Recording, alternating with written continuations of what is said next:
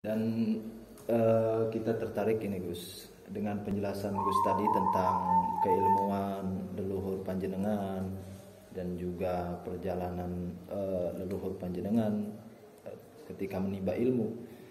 Ini di hadapan kita agar para sahabat-sahabat subscriber ini pada tahu Gus, di hadapan kita ada kitab yang berbeda dengan kitab-kitab yang seperti halnya di atas itu, di lemari kitab itu.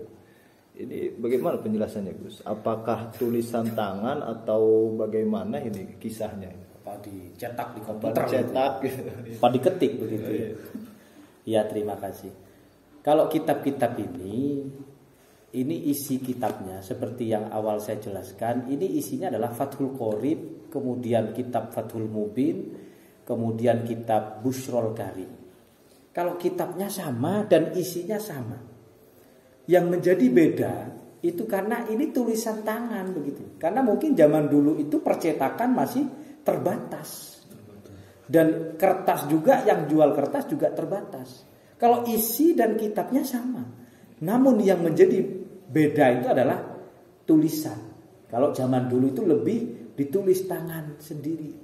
Dan yang menulis ini otomatis dengan hati yang tulus, dengan hati yang ikhlas. Makanya berbeda.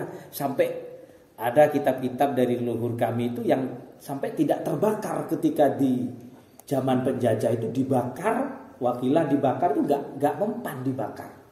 Kalau zaman sekarang kitab jangan coba-coba dibakar. Hangus sama rumah-rumahnya kan begitu. Ya.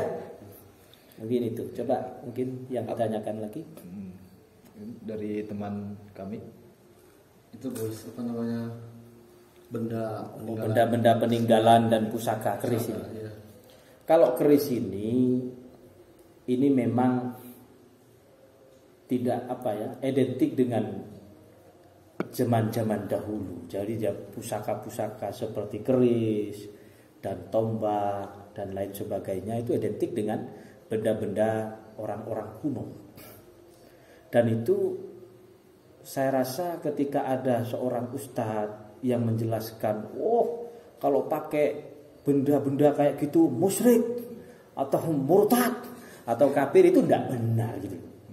Karena memang kalau kita itu memang menjaga seperti halnya keris-keris seperti ini kan memang benda-benda kuno yang memang zaman dulu dibuat perang begitu.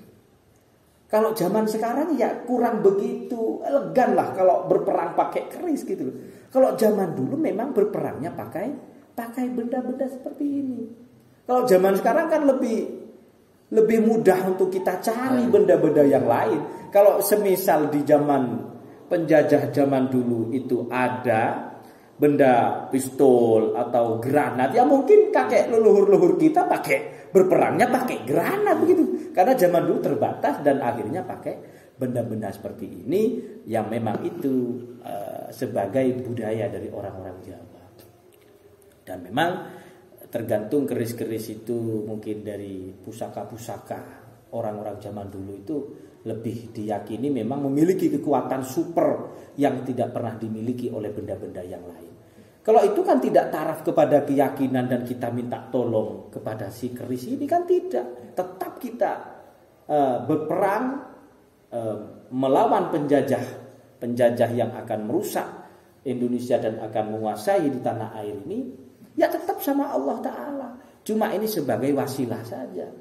Sebagai wasilah untuk menjaga diri aja gitu dari serangan-serangan orang-orang jahat itu begitu. Kan kalau kitab ini kan kitabnya itu kan kitab Fathul Qorib, cuma bedanya kata Gusnya kan tadi tulisan dan kertasnya yang berbeda kertasnya.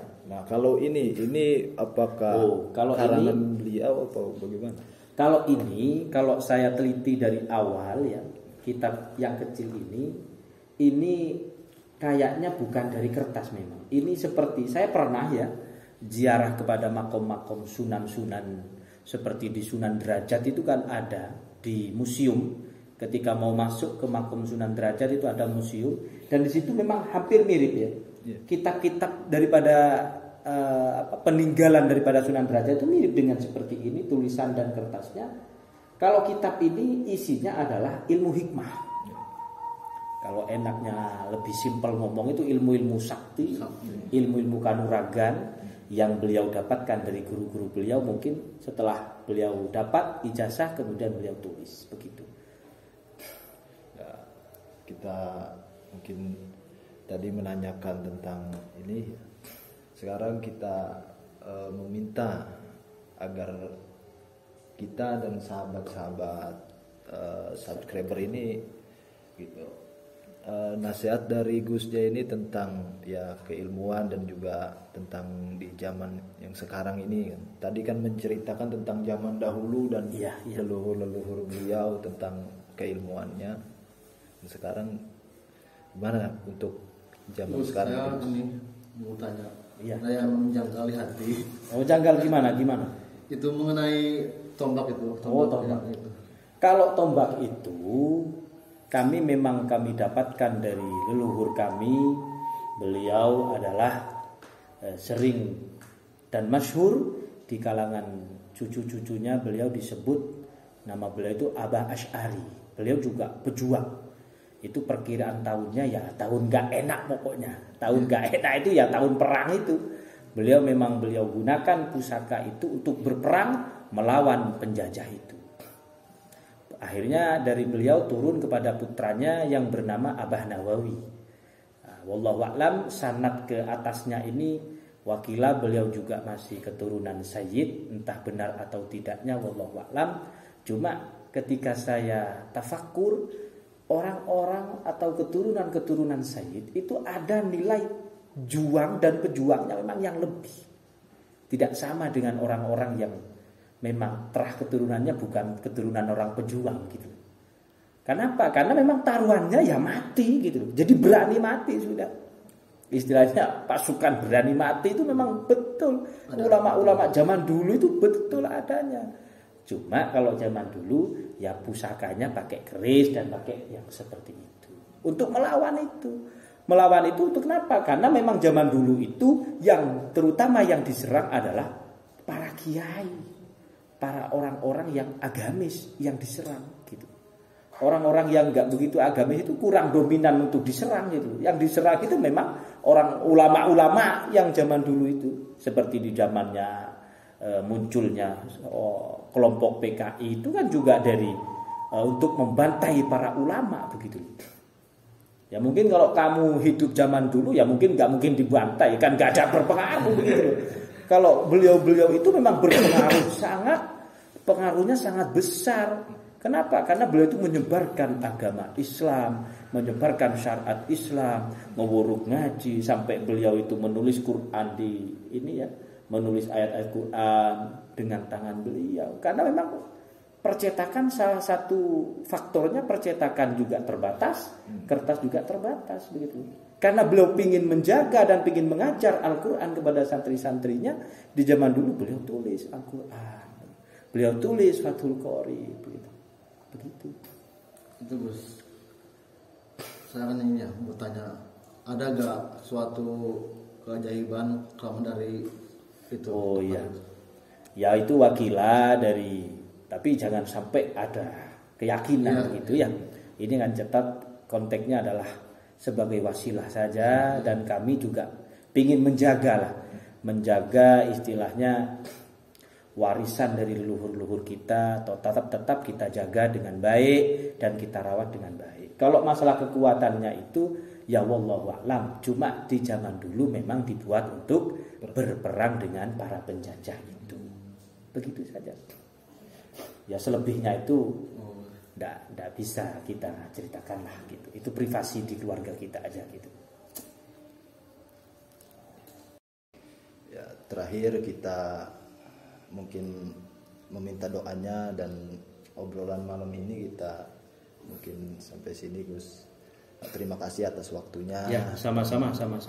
Kami dan para sahabat subscriber meminta doa dari Gusnya. Wah, ini kalau untuk urusan doa ini kayaknya antum-antum ini yang lebih mustajab ini. Kan seorang santri itu doanya mustajab ya. Kalau kayak saya ini nggak bisa ngedoa, bisanya ngedoanya cuma baca Fatihah gitu aja. Fatihah pun juga belum fasih gitu loh, dan juga belum wusul gitu, belum nyampe gitu loh. Ya cuma saya ingin berpesan kepada teman-teman semua, terutama teman-teman santri, tetap semangat untuk belajar dan jangan pernah lupa kita kenali dan kita jaga dan kita pelajari sejarah. Jangan pernah melupakan sejarah perjuangan-perjuangan leluhur-leluhur kita, terutama pada pejuang-pejuang dan pada ulama-ulama zaman dulu yang ikut serta dalam perjuangan Indonesia ini. Terlebih yang ada di tanah Jawa.